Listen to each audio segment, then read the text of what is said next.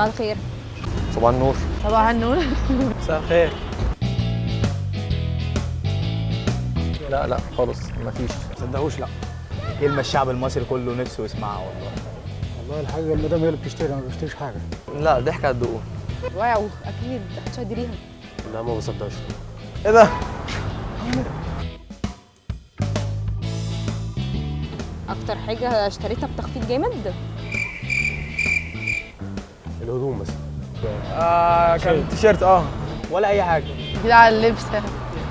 كام مثلا؟ رينج 15 10% يعني ده اعلى حاجه يعني. كان تخفيض حلو بس مش هنا بره.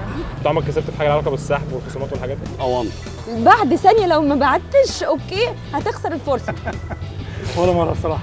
هو قدمت مره وبعدين لقيت الموضوع يعني مش حقيقه كده وفاكسان فما قدمتش تاني بعد كده. عمري ما كسبت حاجه. لا بدور ظهري وامشي. فبراير لا ما بحبش فبراير. لا مش فارق عن بقيه الشهور. شهر ناقص. يعني ياخد الثلاث في ايده ويمشي. كويس عشان 28 والقبض والحاجات اللي احنا فيها دي. ممكن تقرا ايه اللي مكتوب في الورقه دي؟ فبراير التوفير. فبراير التوفير. فبراير التوفير. 50% اوف فبراير التوفير. خصم على الاجهزه الالكترونيه لمده شهر. خصم على الاجهزه الالكترونيه لمده شهر. 50% اوف. خصم على الاجهزه الالكترونيه لمده شهر. فبراير التوفير خصم على الأجهزة الإلكترونية لمدة شهر. اشتغلها. الكلام ده بجد؟ ده تو بي ما اعرفش ده فين يعني. كده ولا تو بي ماشي اوكي. 50% دي باينة اللي اشتغلها. بس يا ريت يعني يبقى حاجه حلوه.